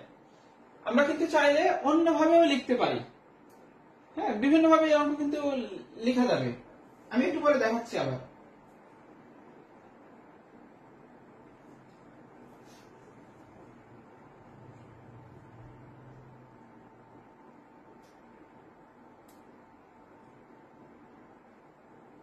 দেখেন, আমরা এই অঙ্কটা কি আরেকটু সাজিয়ে লেখার চেষ্টা করি তো। হ্যাঁ, আমি আরেকভাবে করাই দেখাই, চেষ্টা করি যে হয় কিনা। শতকরা 85 জন, এই কথাটাকে যদি আপনি আবার এইভাবে ভাঙেন, এভাবে নরমালি আপনাদের জন্য সহজ হবে। শতকরা 85 জন মানে কি? 85% লেখা যায় না? তার মানে কি 85% হচ্ছে পাস। শতকরা 85 জন ইংরেজিতে পাস করেছে, তার মানে 85% পাস হইলে 15% কি হবে? ফেল। 85% পাস হলে 15% কি হবে? ফেল। মোট ফেল কত? 75 জন। তার মানে কি 15% ইকুয়াল টু কিন্তু 75 জন। এইভাবে কিন্তু লেখা যায়। দেখি অঙ্কটা হয় কিনা। পাস করেছে 85%, 15% ফেল। মানে মোট শিক্ষার্থী তো 100%, সেই 100% এর মধ্যে 85% পাস করেছে, 15% ফেল করেছে। আর মোট ফেলের সংখ্যা কত? 75%। তার মানে কি এই 15% এর মধ্যেই 75 জন আছে। তাহলে সেক্ষেত্রে আমরা প্রশ্ন মতে কি লিখতে পারি? প্রশ্ন মতে আমরা এইভাবে লিখতে পারি না যে 15% ইকুয়াল টু 75 জন, 15% ইকুয়াল টু 75 জন। তাহলে আমাদের মোট পরীক্ষার্থীর সংখ্যা বের করতে বলছে মানে কি? 100% এর কথা বের করতে বলছে। তাহলে 1% ইকুয়াল টু কত? 75 ভাগ 15। আর 100% ইকুয়াল টু কত? 75 গুণ 100 ভাগ হচ্ছে 15। এই যে দেখেন, 100 গুণ 75, উপরে নিচে 15, একই রকম আসবে। তার মানে আপনি চাইলে এইভাবেও অঙ্ক করতে পারেন, আপনি চাইলে লিখে এইভাবেও অঙ্ক করতে পারেন। আপনি কিভাবে করবেন সেটা আপনার বিষয়। ওই যে একটু আগে দুইটা অঙ্ক আমরা আলাদা আলাদা ভাবে করছিলাম না? একবার হচ্ছে আমরা লিখে লিখে করছি, আরেকবার পার্সেন্টেজ আকারে এইভাবে বের করছি। দুইটাই কিন্তু সঠিক। মানে মূল থিমটা হচ্ছে আপনার বুঝতে হবে আপনি কিভাবে করবেন। আপনি যদি পার্সেন্টেজ আকারে এইভাবে আপনার কাছে সহজ লাগে আপনি এইভাবে করেন, আর আপনার যদি এইভাবে না মনে হয় আপনি ভেঙে লিখে লিখে এইভাবে করেন, ডানে যেটা বের করতে হবে সেটা রাখেন, যেটা থেকে বের করতে হবে সেটা বামে রাখেন। দুইটা থিমই মাথার মধ্যে থাকুক, যে কোনো একটা থিম দেখবেন একটা হয় না, একটা মাথার মধ্যে আসে না, আরেকটা থিম আপনার মাথার মধ্যে চলে আসছে। কিন্তু দুইটা শিখে রাখলে আমরা কোনো না কোনো একটা ভাবে অঙ্ক সমাধান করতে পারবো। তো বলেন এইটা সবার ক্লিয়ার হয়েছে কিনা ভাইয়া?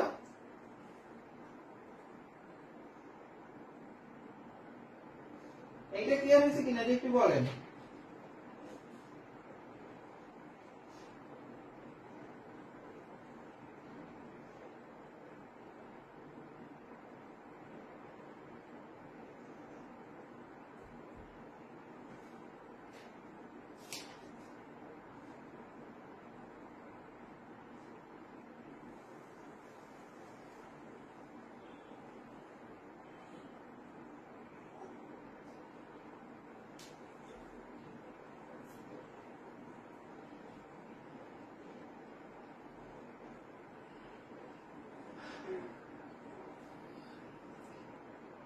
আচ্ছা, এইটা যদি ক্লিয়ার হয়ে থাকে আমরা পরবর্তী অঙ্কে যাই।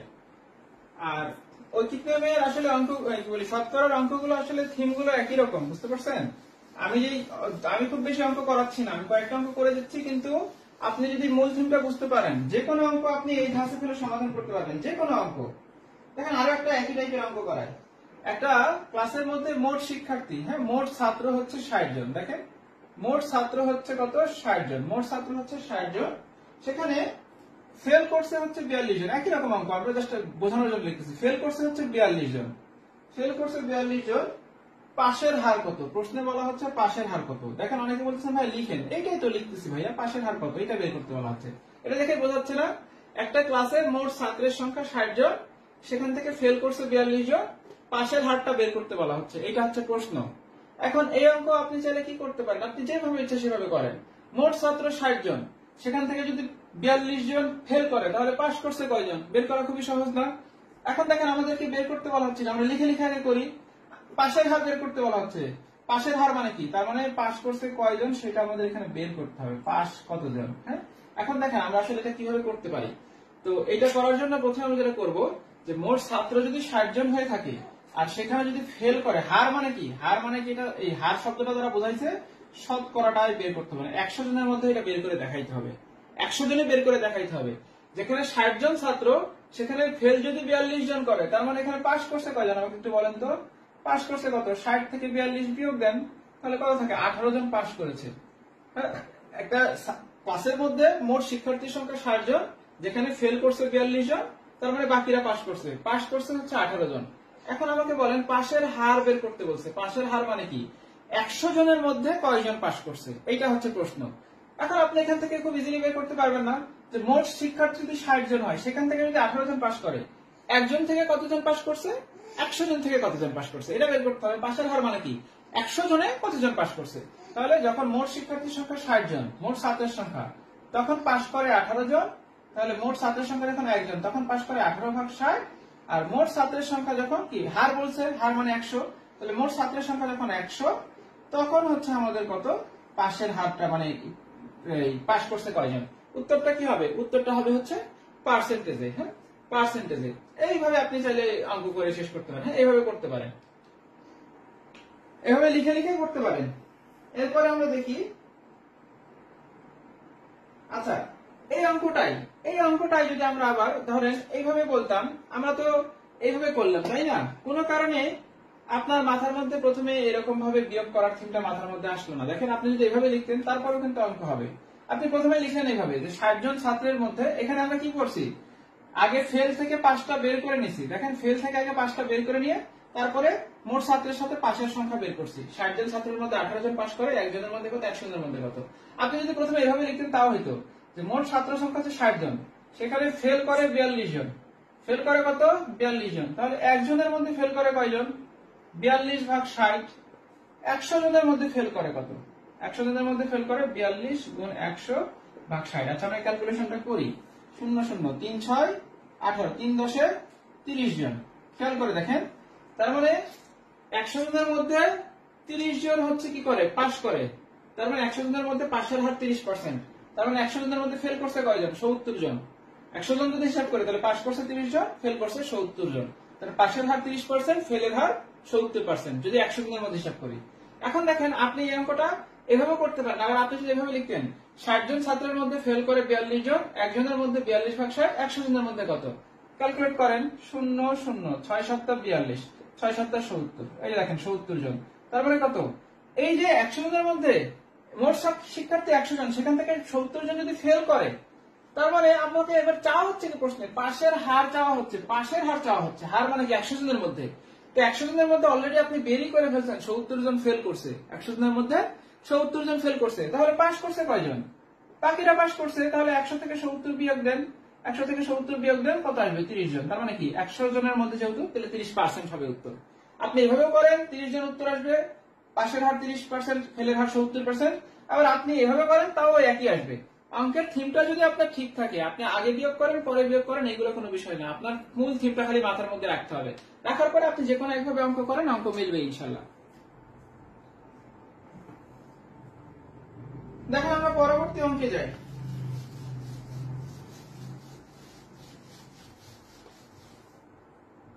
দেখেন এরকম একটা প্রশ্ন, এটা প্রশ্নটা পরীক্ষায় খুব আসে, আমাদের খুব ভুলও হয়।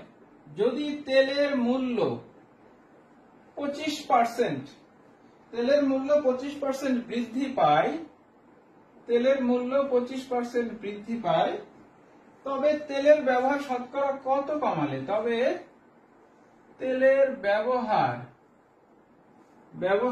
শতকরা কত কমালে? তেলের ব্যবহার শতকরা কত কমালে তেল বাবদ কোনো ব্যয় বৃদ্ধি পাবে না। তেল বাবদ কত ব্যয় বৃদ্ধি? তেল বাবদ ব্যয় বৃদ্ধি হবে না। হ্যাঁ, এখন প্রশ্নটা আসলে একটু বুঝতে হবে। প্রশ্নটা হচ্ছে এরকম যে ধরেন যদি তেলের মূল্য 25% বৃদ্ধি পায়, আগে তেলের দাম যা ছিল তার থেকে 25% বেড়ে গেছে।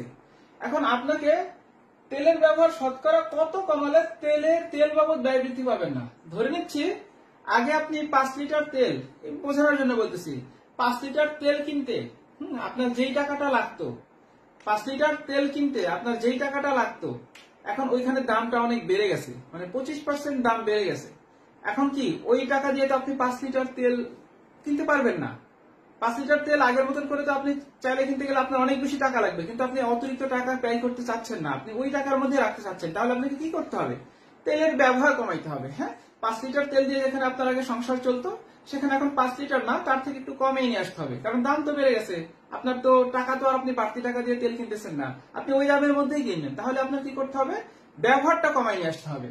তো ওই তেলের ব্যবহারটা আসলে আমরা কতটুকু কমাইলে তেল বাবদ ব্যয় বৃদ্ধি পাবে না? আগেও যে টাকা দিয়ে কিনতাম এখন ওই টাকা দিয়ে কিনবো, আসলে কিন্তু কতটুকু তেল আমরা ব্যবহারটা কমাই দিব, এটা হচ্ছে প্রশ্ন।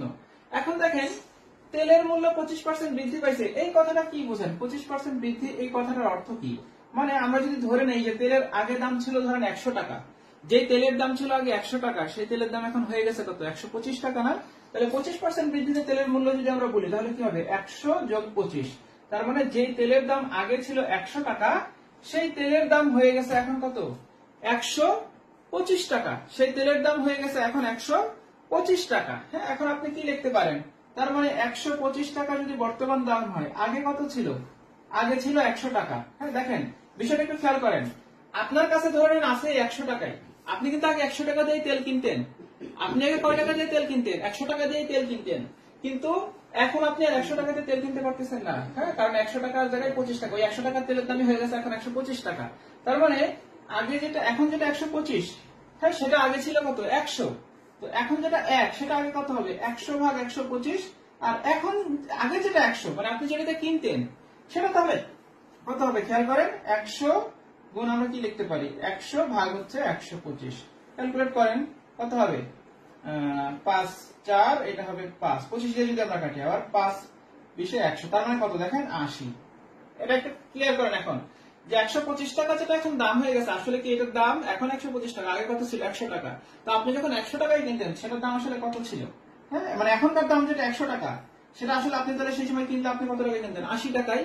তার মানে এই যে এখানে যে 100 বিয়োগ 80, এই যে 20%, এই 20%ই আপনাকে ব্যবহারটা কমাইতে হবে। এই 20% ব্যবহার যদি আপনি কমান, মানে 100 টাকার যে জিনিসটা, সেটা আপনার এখন কিনলে 80 টাকাতে কিনতে হবে, এরকম। হ্যাঁ, এরকম যদি হয়, মানে 80 টাকার জিনিস এখন হয়ে গেছে 100 টাকা, 100 টাকার জিনিস হয়ে গেছে 125 টাকা। কিন্তু আপনি তো তেল বেশি ব্যবহার করবেন না, আপনি তেল তো ব্যবহার কমাই নিয়ে আসবেন। তার মানে এখন আপনার 100 টাকারই আপনি তেল কিনবেন। আপনি আগেও 100 টাকা দেবেন, তেল বাবদ কোনো ব্যয় বৃদ্ধি পাবে না। আগেও 100 টাকারই তেল কিনতেন, এখন 100 টাকারই তেল কিনবেন, কিন্তু এখন তো তেল কম পাবেন। কতটুকু কম পাবেন দেখেন, এই যে এখন 100 টাকা থেকে 80 টাকা, তার মানে এই 20% আপনার তেলটা কমে আসছে। আমরা এইভাবেও লিখতে পারি, আবার এই অঙ্কটাকে এইভাবে কিন্তু লেখা যায়। 25% বৃদ্ধি পাইছে মানে কি, দাম হয়ে গেছে 125 টাকা। তার মানে কি 125 টাকায় দাম বৃদ্ধি পাচ্ছে কয় টাকা, 25 টাকা। যখন 125 টাকা দাম, তখন বৃদ্ধি পাচ্ছে দাম কত, 25 টাকা। 1 টাকায় কত, 25 ভাগ 125, আর 100 টাকায় কত, 25 গুণ 100 ভাগ হচ্ছে 125। খেয়াল করেন 5 5 25, 5 20 100 কত হয়, 20%টা। এভাবে করলে সরাসরি উত্তর আসে। এভাবে যদি আপনি করেন সরাসরি উত্তর আসবে, আর এইভাবে যদি করেন তাহলে এখানে লাস্টে গিয়ে বিয়োগ করতে হবে। হ্যাঁ,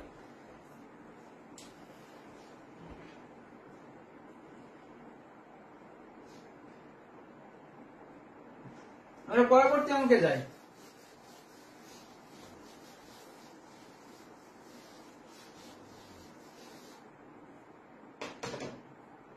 দেখেন আরেকটা প্রশ্ন আমরা সমাধান করি। কয়ের বেতন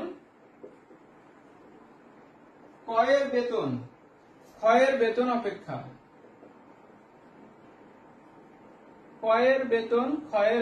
অপেক্ষা কি বলছে, শতকরা 35 টাকা বেশি। শতকরা 35 টাকা হচ্ছে কি বলছে, বেশি। 35 টাকা বেশি হলে খ এর বেতন কয়ের বেতন অপেক্ষা কত টাকা কম। বেতন অপেক্ষা কি বলছে, শতকরা কত টাকা কম নাকি না, হ্যাঁ শতকরা কত টাকা কম। হ্যাঁ, এটাই ধরেন বের করতে বলছে, শতকরা কত টাকা কম। এগুলো সবকিছুতে বোঝার মূল থিমটা হচ্ছে প্রশ্ন। আমাদের প্রশ্নটা বুঝতে হবে। ক্ষয়ের বেতন অপেক্ষা শতকরা 35 টাকা বেশি। এই যে শতকরা 35 টাকা বেশি, এই কথাটা আমাদের আগে ভালোভাবে বুঝতে হবে। কার বেতন বেশি, ক্ষয়ের বেতন কার বেতন থেকে বেশি, ক্ষয়ের বেতন অপেক্ষা। তাহলে আপনি ধরে নিতে পারেন না যে ক্ষয়ের বেতন হচ্ছে 100 টাকা। আপনি ধরে নেন যে ক্ষয়ের বেতন যদি 100 টাকা হয়, তাহলে ক্ষয়ের বেতন কি হবে, তার থেকে শতকরা 35 টাকা বেশি। মানে কি, এর যদি ইনকাম 100 টাকা হয়, এর থেকে আরো 35 টাকা বেশি ইনকাম। হ্যাঁ, তার মানে কি ক্ষয়ের ইনকাম হচ্ছে 100 যোগ 35, কত, 135 টাকা হচ্ছে আর ইনকাম। ক্ষয়ের বেতন যেখানে 100 টাকা, ক্ষয়ের বেতন সেখানে হচ্ছে 135 টাকা। আপনি নিজের মতন করে ধরে নিলেন। হ্যাঁ, তাহলে এইটুকু আমাদের আপাতত ক্লিয়ার। এই অংশটুকু, ক্ষয়ের বেতন অপেক্ষা শতকরা 35 টাকা বেশি হলে, তার মানে ক্ষয়ের বেতন যদি 100 টাকা হয়, ক্ষয়ের বেতন হচ্ছে 135 টাকা। এতটুকু আমাদের থাকলো, দুইটা আমরা পেয়ে গেলাম। এখন আসি মূল প্রশ্নে, যেটা কি বের করতে বলা হচ্ছে। ক্ষয়ের বেতন অপেক্ষা শতকরা কত টাকা কম। হ্যাঁ, আমরা দেখতেই পাচ্ছি ক্ষয়ের বেতন কম, ক্ষয়েরটা বেশি। কিন্তু আমরা কি বলছিলাম, যেটা আমাদের বের করতে বলা হবে সেটা রাখবো আমরা ডানে, যেটা থেকে বের করতে বলা হবে সেটা রাখবো বামে। এই থিমটা মাথায় রাখতে হবে। কার বেতন বের করতে বলা হচ্ছে, ক্ষয়ের বেতন অপেক্ষা শতকরা কত টাকা কম। কার কম, ক্ষয়েরটা কম, সেটা বের করতে বলা হচ্ছে। তার মানে আপনি খটাকে রাখেন ডান পাশে, কটাকে রাখেন বাম পাশে। এইটুকু করতে পারলে আমাদের কাজ অনেকটা ক্লিয়ার। এখন আমরা এখান থেকে লিখতে পারি না কি বলছে, আর বের করতে বলছে কি আসলে দেখেন তো, বের করতে বলছে কত টাকা কম। আচ্ছা, আমরা তারপরে লিখে নিই, আপনি যেভাবে ইচ্ছা বের করতে পারেন। হ্যাঁ, যে ক্ষয়ের বেতন যদি 135 টাকা হয়, তখন ক্ষয়ের বেতন কত, ক্ষয়ের বেতন যদি 135 টাকা হয়, ক্ষয়ের বেতন কত, 100 টাকা। কি বলছে, শতকরা কত টাকা কম। তাহলে ক্ষয়ের বেতন যদি কত হয়, 1 টাকা হয়, ক্ষয়ের বেতন কত হবে, 100 ভাগ 135। আর ক্ষয়ের বেতন যদি 100 টাকা হয়, তখন ক্ষয়ের বেতন কত, 100 গুণ 100 ভাগ 135। হ্যাঁ, করে দেখি আমরা। এখানে ক্যালকুলেট করার পর কিছু একটা আসবে। আপনি চাইলে এভাবে করলে কি করতে হবে, লাস্টে গিয়ে বিয়োগ করতে হবে। আর যদি আপনি এভাবে করেন, আবার আপনি চাইলে এভাবে করতে পারেন। কি বলছে প্রশ্নটাতে, কি বলছে, ক্ষয়ের বেতন শতকরা কত টাকা কম বলছে, কম। আপনি দেখেন তো, এখানে ক্ষয়ের বেতন 100 টাকা, ক্ষয়ের বেতন 135 টাকা। তার মানে ক্ষয়ের বেতন অপেক্ষা কয় টাকা কম। আপনি বিয়োগ করেন, 135 বিয়োগ হচ্ছে 100, তার মানে কত, 35 টাকা কম। ক্ষয়ের বেতন অপেক্ষা কয় টাকা কম, 35 টাকা কম।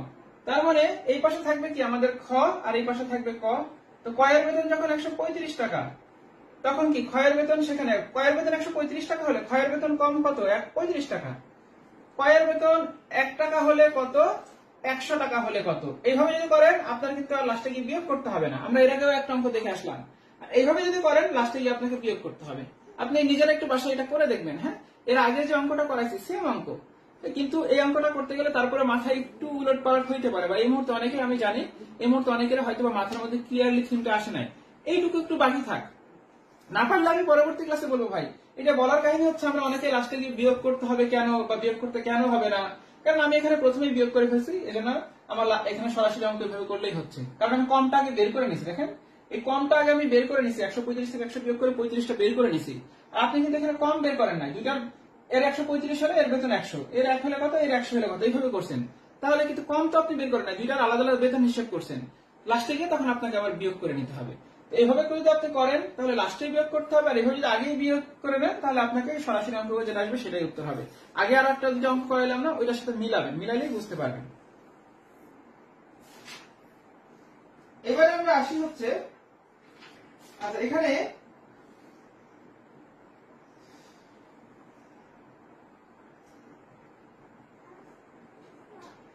এখন দেখেন এখানে এরকম একটা প্রশ্ন থাকে যে মানে এই বিষয়ে পাস করছে এতজন, এই বিষয়ে পাস ফেল করছে এতজন, এত পার্সেন্ট, এরকম একটা প্রশ্ন উভয় বিষয়ে কত পার্সেন্ট। একটা পরীক্ষায়, হ্যাঁ একটা পরীক্ষায় গণিতে পাস করছে হচ্ছে 80%, গণিতে পাস করছে হচ্ছে 80%, বাংলায় পাস করছে হচ্ছে, বাংলায় পাস করছে হচ্ছে কত, বাংলায় পাস করছে 70%।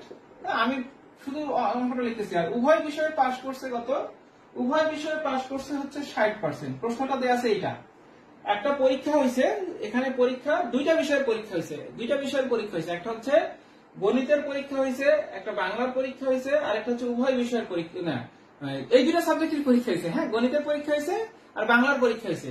তো গণিতে মোট পাস করছে 80%, বাংলায় মোট পাস করছে 70%, আবার গণিত এবং বাংলা দুইটা মিলিয়ে পাস করছে 60%। আসলে কথাগুলোর অর্থ কি আমরা একটু বোঝার চেষ্টা করবো।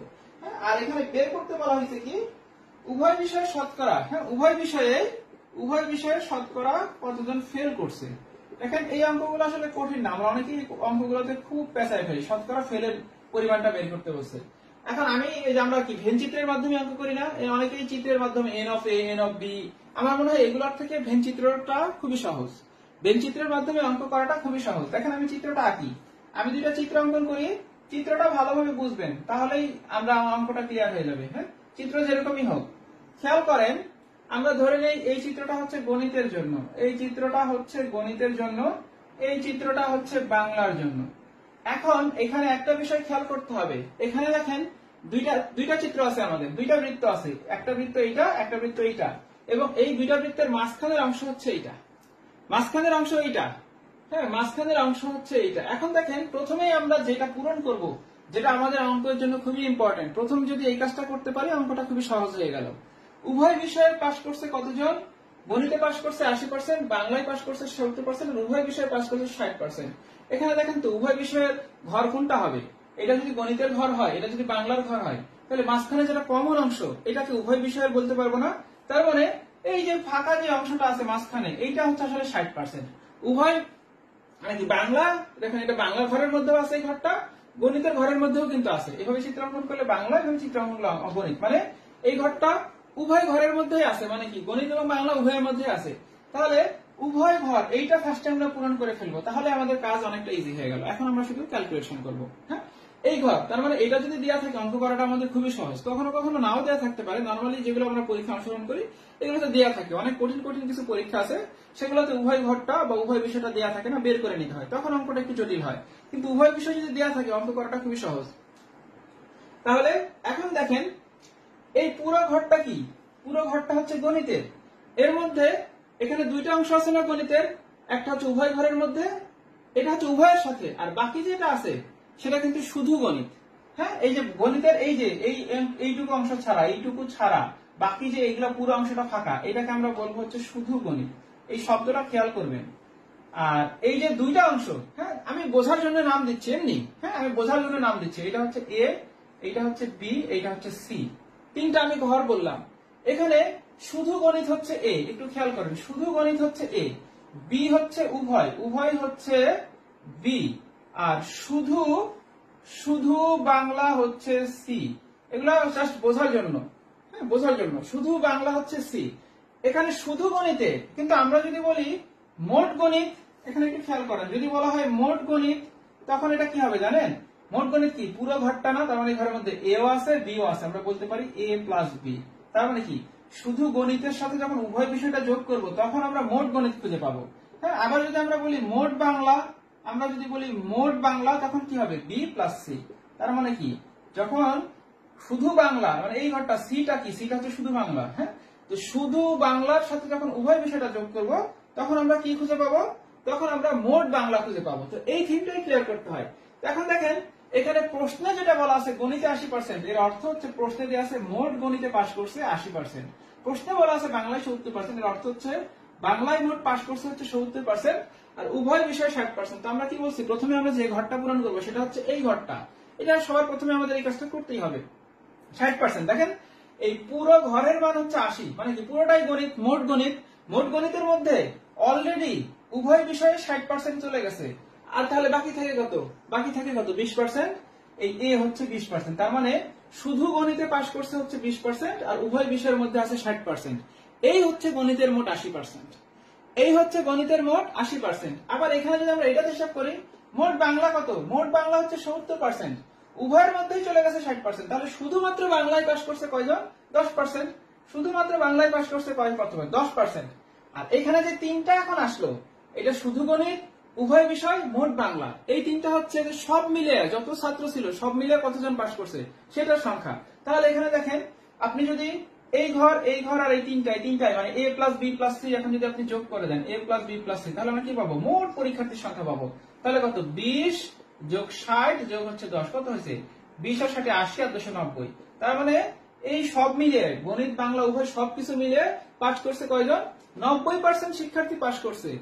মানে যতজন শিক্ষার্থী ছিল এর মধ্যে 90% শিক্ষার্থী পাস করছে। আমাদের বের করতে বলা হচ্ছিল কি উভয় বিষয়ে কতজন ফেল করছে। তার মানে কি সব মিলে যদি 90% পাস করে তার মানে কি 10% আসলে পাসই করতে পারে নাই, ওরা সবগুলো সাবজেক্টেই ফেল করছে। তার মানে উভয় বিষয় ফেল করছে কত? 100 থেকে 90 বিয়োগ দেন, কত হবে? উভয় বিষয় পাস ফেল করছে হচ্ছে এই 10%, উভয় বিষয় পাস করছে 10%। আমি জাস্ট একটা অঙ্ক ভালোভাবে বুঝাইলাম। প্রত্যেকটা অঙ্কের থিম মূলত এইটাই, প্রত্যেকটা অঙ্কের থিম এইটাই। আপনি যে কোনো অঙ্ক করার সময় খালি এই থিমটা একটু মাথায় রাখবেন। প্রশ্নগুলো হয়তোবা একটা প্রশ্ন অনেক সময় হয়তোবা এখানে বাংলাটা নাও দেওয়া থাকতে পারে, কিন্তু আপনার এই থিমটা যদি থাকে আপনি অঙ্ক করতে গিয়ে সবগুলো অঙ্ক সমাধান করতে পারবেন। হ্যাঁ, তো শতকরার যে অঙ্কগুলো আর কি বাসায় করতে গেলে আমাদের আসতে পারে বা সমস্যা হতে পারে সেগুলো আমরা মোটামুটি করে ফেলছি। এখন তাহলে আমরা ধারাবাহিকভাবে যে বিষয়টা বলি, এগুলো অঙ্কের ক্ষেত্রে মেইনলি আমাদের ইম্পর্টেন্স দিতে হয় কোথায়? একটা হচ্ছে বিসিএস এর ম্যাথ, একটা হচ্ছে প্রাইমারির ম্যাথ। মোস্ট ইম্পর্টেন্ট বিসিএস এবং প্রাইমারির ম্যাথ গুলো হ্যাঁ খুব ভালোভাবে সমাধান করে ফেলবেন। এর আগে বিসিএস বা প্রাইমারিতে শতকরা অধ্যায়টা থেকে যে টাইপের ম্যাথগুলো আসছে সবগুলো সমাধান করবেন। অন্তত পক্ষে এখানে যে টাইপগুলো বা যে অঙ্কগুলো আসছে সেইটুকুর মধ্যে যাতে কোনো প্রকার আপনার কনফিউশন বা সমস্যা না থাকে। যদি এইটুকুর মধ্যে আপনার কোনো সমস্যা বা কনফিউশন না থাকে, আপনারা খেয়াল করে দেখবেন আপনি হয়তো সরাসরি এখান থেকে এরকম কোনো প্রশ্ন, মানে এখান থেকেই সরাসরি কোনো প্রশ্ন কমন পেয়ে যাচ্ছে, অথবা এখানকার সরাসরি প্রশ্ন কমন না পেলেও এই ধারারই কোন একটা প্রশ্ন কমন আসার সম্ভাবনা অনেক বেশি থাকবে। আর এর পাশাপাশি কি করবেন, যে কোনো একটা বই থেকে অঙ্কগুলো তো প্র্যাকটিস করতেই হবে। আমাদের নর্মালি আমরা কি করি, যে কোনো একটা অধ্যায় থেকে তো শতকরার অধ্যায়টাকে প্র্যাকটিস করি, করার পরে আমরা অঙ্কগুলো করি। তো যেভাবে আমরা অঙ্ক করি না কেন এই দুইটাকে আমরা বেশি ইম্পর্টেন্স দিব। আর এর পাশাপাশি যে কোনো বইয়ে যদি আপনার প্রাইমারির বই থাকে, প্রাইমারির বই হয়তো বা আরো কিছু ম্যাথ দিয়ে আছে, আপনি সেই ম্যাথগুলো করতে পারেন। আপনি যদি কোনো বেসিক বই থেকে করতে পারেন, যদি মনে করেন আমি একটা বেসিক বই থেকে পুরো অধ্যায়টা ক্লিয়ার করবো, আপনি তাও করতে পারেন। আর এর পাশাপাশি যেটা সবসময় বলি, পাশাপাশি নিবন্ধন বা পিএসসির অন্যান্য পরীক্ষায় যদি কিছু ম্যাথ এসে থাকে, ওদের যদি কিছু আলাদা কিছু ম্যাথ দেওয়া থাকে, ওই ম্যাথগুলো একটু দেখতে পারেন।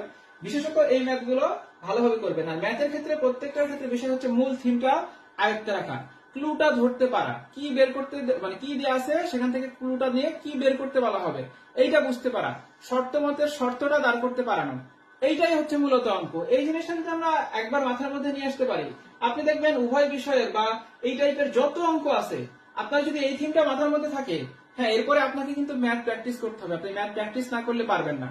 আমি জাস্ট আমি হয়তো সহজ একটা অঙ্ক শিখাইছি, এরপরে কোথাও অঙ্ক করতে গেলে আপনার গণিতের মান দেওয়া আছে, উভয়ের মান দেওয়া আছে, বাংলাটা মিসিং দেওয়া আছে। তো বাংলাটা মিসিং দেওয়া থাকুক, কিন্তু আপনি যখন করতে যাবেন তখন ওই বিষয়টা আপনি খুব ভালোভাবে বুঝতে পারবেন। হ্যাঁ, তখন আপনি কোনো না কোনো ভাবে এটার সাথে রিলেট করতে পারবেন। আর ওই বিষয়টা যদি একবার মাথার মধ্যে চলে আসে, এখান থেকে যে কোনো অঙ্ক দেওয়া হোক না কেন ইনশাল্লাহ আপনারা সমাধান করতে পারবেন। কিন্তু আপনি যদি বাসায় প্র্যাকটিস না করেন, আর যদি একটা দুটো অঙ্ক করে মানে রেখে দেন, তাহলে কিন্তু হবে না। কিন্তু এই যে একটা থিম ভালোভাবে শিখছেন না, এর সাথে আরো 5টা অঙ্ক প্র্যাকটিস করেন, এখান থেকে যে কোনো ভাবে প্রশ্ন দেওয়া হোক না কেন ইনশাল্লাহ আপনি অ্যান্সার করতে পারবেন। আর যত বেশি প্র্যাকটিস করবেন এগুলো তত বেশি ফাস্ট হবে। এখন তো আমি আস্তে আস্তে শেখানোর চেষ্টা করতেছি, খুবই আস্তে আস্তে শেখানোর চেষ্টা করতেছি। কিন্তু যখনই আপনারা অনেক বাসায় বেশি বেশি প্র্যাকটিস করবেন, অনেক মানে কি ব্রেন দ্রুত কাজ করবে, হাত দ্রুত লিখবে, হ্যাঁ, এই করতে করতে আবার একাধিক অঙ্ক প্র্যাকটিস করবে, তখন দেখবেন আপনার কনফিডেন্স চলে আসবে এবং অঙ্ক করতে গেলে আমাদের সময়ও অনেক কম লাগবে। তো আমরা শতকরার মোটামুটি যে অঙ্কগুলো করতে হয় আর কি, হ্যাঁ, যেগুলো অঙ্ক করলে কিছু টাইপের অঙ্ক আমরা দেখলাম, যে অঙ্কগুলো করলে আমাদের পরবর্তীতে মানে বাসায় বসে আমরা অঙ্ক করতে পারবো, বা প্রাইমারি পরীক্ষার জন্য যে টাইপের অঙ্কগুলো আসতে পারে বা যে থিমগুলো কাজে লাগালে আমরা সমাধান করতে পারবো, সেগুলো মোটামুটি আমরা শিখে ফেলছি। এখন আমরা ঐকিক নিয়মের কিছু অঙ্ক দেখতে পারি।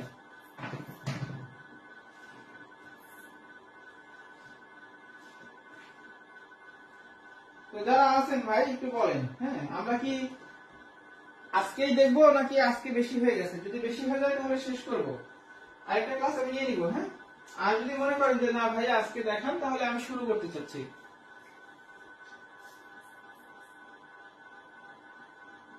পরীক্ষার যারা অনেকেই হয়তোবা এর মধ্যে দু একজন নতুন হয়তোবা অ্যাড হয়েছেন, আমাদের রুটিনটা ভাইয়া একটু চেক করবেন।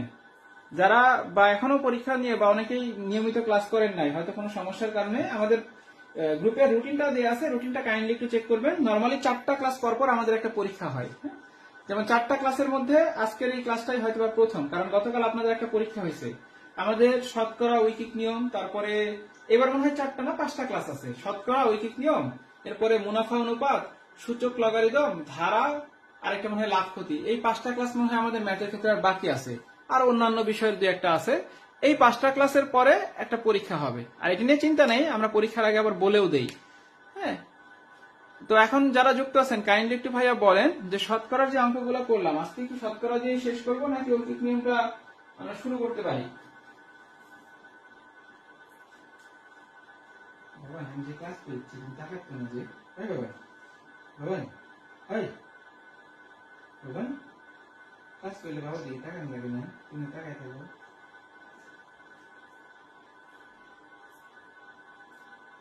যারা যুক্ত আছেন ভাই, হ্যাঁ, যারা যুক্ত আছেন কাইন্ডলি একটু বলেন আমরা কি আজকে শেষ করব নাকি আরেকটু আলোচনা করব?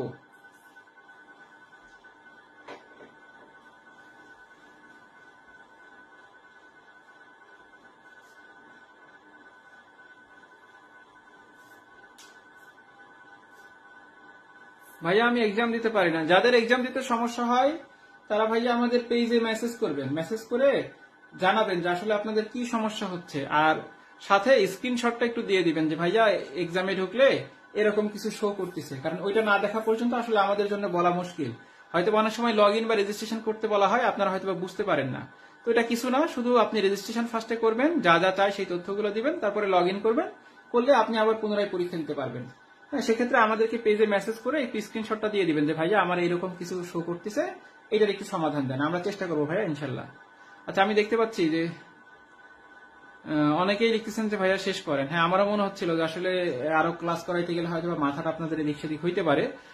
আরেকটা কাজ করবেন ভাইয়া, আপনারা যারা, হ্যাঁ, আপনাদের হয়তো বা মাঝে মাঝে এরকম হইতেই পারে যে একটা দুইটা ক্লাস কোনো কারণে মিসিং হয়ে গেছে, বা কোনো একটা ক্লাসে পড়ানো ছিল 2টা টপিক, কোনো কারণে একটা টপিক পড়াইতে গিয়ে অনেক বেশি আমরা পড়ে ফেলছি, আরেকটা টপিক পড়ানো হয় নাই। আপনারা পুরো সিলেবাসটা একবার চেক করবেন, এখন না হোক, আমাদের হাতে তো ইনশাল্লাহ সময় আছে, পরীক্ষা দিতে আমরা তো সময় তো পাবোই। তো যদি এরকম হয় লাস্টের দিকে গিয়ে আপনাদের কিছু ক্লাস বাকি আছে, আমাদের হয়তো বা আরো 4টা-5টা ক্লাস নিতে হবে, এই জন্য আপনাদের চিন্তার কিছু নাই। আপনাদের শেষ করার জন্য সিলেবাসটা পুরোপুরি যতগুলো ক্লাস নিতে হয়, আমাদের যদি এক্সট্রা করে ক্লাস নিতে হয়, রিভিশন ক্লাস নিতে হয়, হ্যাঁ, ধরে নিচ্ছে আমাদের মানে আপনাদের কোনো একটা বিষয় আপনারা মানে ভালোভাবে আয়ত্তের মধ্যে আনতে পারেননি, বা কোনো কারণে আমাদের একটা টপিক পড়া হয়নি, বা পড়ছেন কিন্তু ভুলে গেছেন, যে কোনো সমস্যা আমরা তো বলছি যে আমরা আপনাদের কি মানে বড় বা ছোট ভাইয়ের মতো, এরকম না যে আমরা টিচার বা প্রফেশনাল, এগুলো চিন্তা করার দরকার নেই। আপনাদের যে কোনো সমস্যা হইলে আপনারা জানাবেন। হয়তো মাঝে মাঝে আমাদের অন্য ক্লাস থাকে, একটু ব্যস্ততা থাকে, তো এগুলা যাই থাকুক না কেন আমরা সময় করে আপনাদের সমস্ত কিছু সমাধান দেওয়ার চেষ্টা করব। তো আপনারা কাইন্ডলি একটু চেক করবেন। আমি যদিও আজকে গ্রুপে আপনাদের যে পিন পোস্ট, হ্যাঁ একটা পিন পোস্টের মধ্যে সবকিছু লিখে দেওয়ার কথা, এটা আজকে অলরেডি দিছি। এর মধ্যে দেখলাম যে একটা দুইটা ক্লাস হয়তো বা মানে ছুটে গেছে হয়তো আমরা একদিন ক্লাস নেওয়ার কথা ছিল, একটা টপিক পড়ানোর কথা ছিল, দুইটা একটা পড়াইছি। তো এইগুলা কিন্তু আপনারা একটু চেক করবেন যে আসলে আমাদের পুরো প্রাইমারি সিলেবাসে যা যা আমাদের পড়ানোর কথা ছিল এর মধ্যে কিছু আসলে বাকি গেছে কিনা। যদি ইনকেস বাকি থেকে থাকে তো এটা নিয়ে চিন্তার কোনোই কারণ নেই। আমরা আমাদের সিলেবাস অনুযায়ী ক্লাসগুলো শেষ করে লাস্টের দিকে গিয়ে আপনাদের কিছু টিপস ট্রিক্স এর ভিডিও থাকবে, কিছু সাজেশন মূলক ভিডিও থাকবে, পরীক্ষার হল এনভায়রনমেন্ট বা মার্কস ডিস্ট্রিবিউশন বা অনেক বিষয় নিয়ে এগুলো গাইডলাইন মূলক এরকম অনেক কথাবার্তা থাকবে। তো ওর ফাঁকে ফাঁকে আমরা ওই 2-3টা ক্লাসও নিয়ে নিব। হ্যাঁ, এই জন্য আপনারা কাইন্ডলি আমাকে একটু জানাবেন। আর আপনাদের যারা বিশেষত অনেক সময় অনেকেই দেখা যায় যে আগে পরীক্ষা দেন নাই বা কোনো সমস্যার কারণে এতদিন ক্লাস করতে পারেন নাই, এরকম যদি কারো থেকে থাকে আগে গ্রুপের প্রথম দিকে দেখবেন সব নিয়ম কানুন বলা আছে, একটা ক্লাসেও বলা আছে সব, বা পোস্টেও লেখা আছে কিভাবে পরীক্ষা দিতে হবে, হ্যাঁ কোন দিন 3 দিন ক্লাস, কিভাবে ক্লাস হয়, কিভাবে পরীক্ষা হয়, সব লেখা আছে। ওইগুলো একটু চেক করে নেবেন, তাহলে বুঝতে পারবেন। তাহলে আমার মনে হয় আজকের মতো আমরা শেষ করতে পারি ভাইয়া। হ্যাঁ, আজকের মতো আমরা শেষ করি। আর আগামীকাল ইনশাল্লাহ আবার দেখা হবে, কথা হবে। হ্যাঁ, আগামীকাল হয়তো বা মুনাফা এবং আপনাদের কোন ক্লাসটা আছে, মুনাফা এবং অনুপাত, এই ক্লাসটা আছে আগামীকাল। আপনাদের ক্লাসটা নেবেন হচ্ছে দীপ্ত ভাইয়া। তারপরের মনে হয় টানা 2 দিন আবার আমার সাথে দেখা হবে। আজকের মতো শেষ করতেছি। সবাই ভালো থাকবেন। আসসালামু আলাইকুম।